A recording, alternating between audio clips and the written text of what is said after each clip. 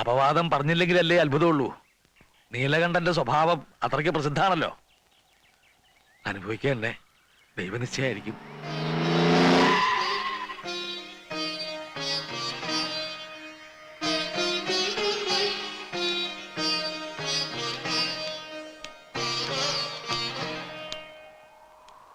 മാഷ് വിഷമിക്കരുത്. ഇനി ഒരുത്തനും ഏഴിലക്കരയിൽ വാ തുറക്കില്ല.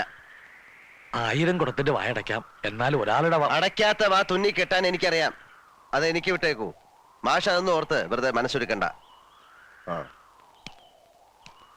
പിന്നെ ഇതിന്റെ പേരില് ഇവിടം വിടാനുള്ള തീരുമാനം വേണ്ട. അപ്പോ അവര് ജയിച്ചു എന്നാവും.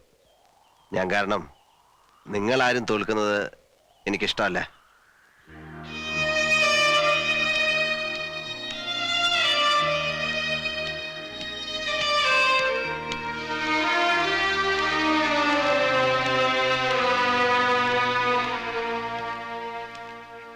എഴുത്തച്ഛനെ അമ്മ അയച്ചതാ.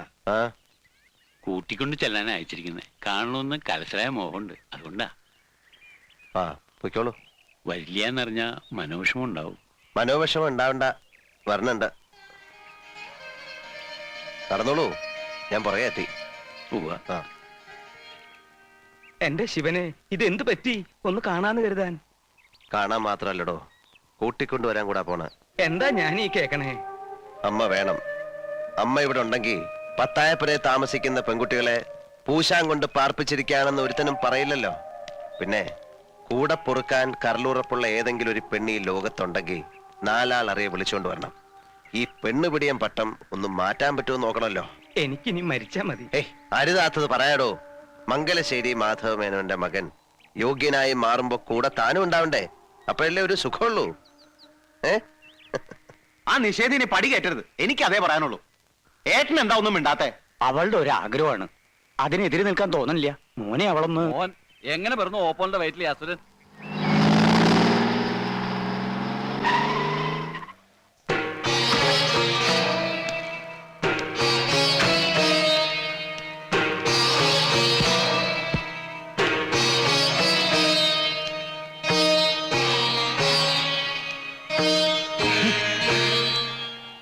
അപ്പുറത്തെ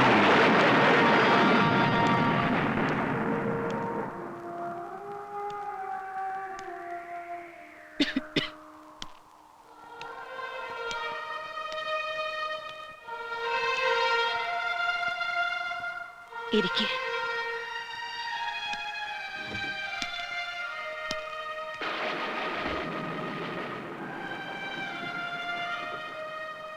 ബുദ്ധിമുട്ടായോ വിളിപ്പിച്ചത്?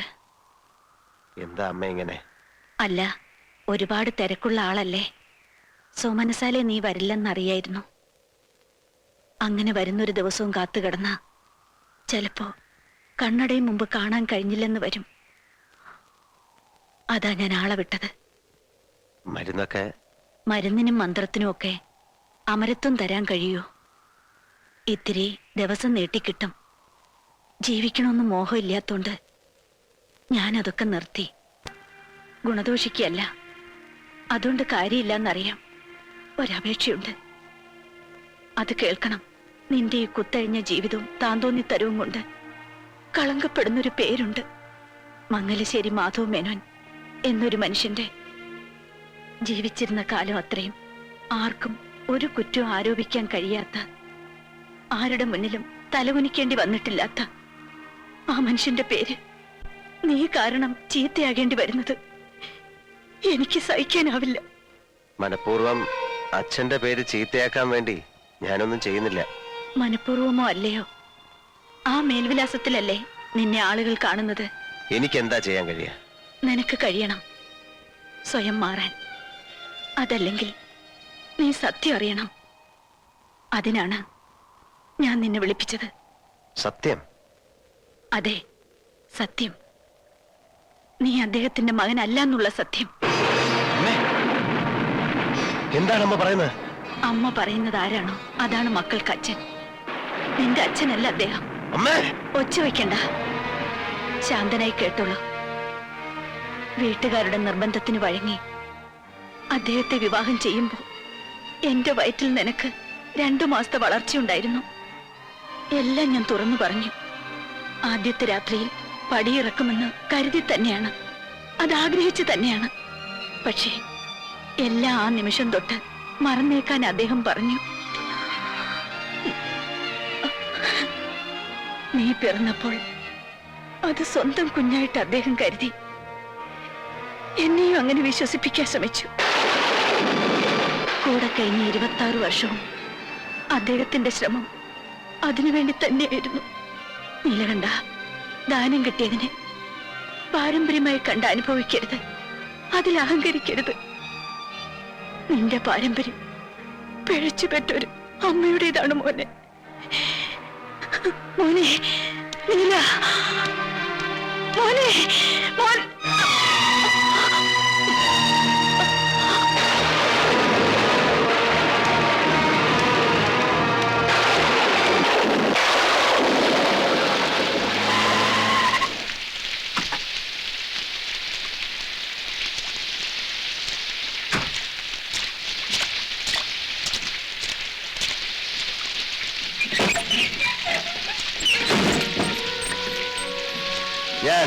ഞാനൊരു പിഴപ്പ് പറ്റവനാണല്ലേ? തന്തയില്ലാത്തവൻ. കോവിലകത്തെ തമ്പുരാട്ടിക്കുട്ടിക്ക് വിവാഹത്തിന് മുമ്പ് പറ്റിയ നാണം കെട്ട തെറ്റ് ഭ്രൂണഹത്യ തീർക്കാമായിരുന്നില്ലേ? അല്ലെങ്കിൽ പിറന്ന് വീണപ്പോ കഴുത്ത് ഞെരിച്ച് കൊല്ലാമായിരുന്നില്ലേ? നദിയിൽ ഒഴുക്കുകയോ തീവണ്ടിപ്പാളത്തിൽ ഉപേക്ഷിക്കാമായിരുന്നില്ലേ? എന്തുകൊണ്ട് ചെയ്തില്ല? മഹാമനസ്കത, മനുഷ്യത്വം. ഭിക്ഷ കിട്ടിയതാണെന്നറിയാത്ത പൈതൃകത്തിന്റെ പേരിൽ അഹങ്കരിച്ച ഞാൻ വിഡ്ഢിയായി. ദാനം കൊടുത്തു മാത്രം ശീലിച്ചവന് ഈ ജന്മം പോലും ഒരാളിന്റെ ദയായിരുന്നു എന്നറിയുമ്പോ ഇതെന്റെ മരണമാണ്. മംഗലശ്ശേരി നീലകണ്ഠന്റെ മരണം. ആവശ്യത്തിനും അനാവശ്യത്തിനും ഞാൻ എടുത്തു പറഞ്ഞൊരു പേര്, എന്റെ അച്ഛന്റെ പേര്, എന്റെ നാവിന്റെ തുമ്പിലിരുന്ന് പൊള്ളുകയാണ്. ആദ്യമായി ഞാൻ വെറുക്കുകയാണ്. എനിക്ക് എനിക്ക് എനിക്ക് വെറുപ്പാണ്.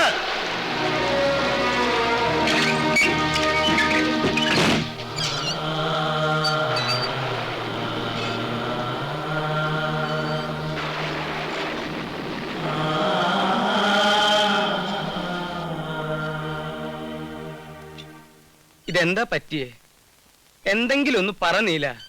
എന്നെ ഒന്ന് വഴക്ക് പറയെങ്കിലും ചെയ്യ്. വരേ. ആരാത്?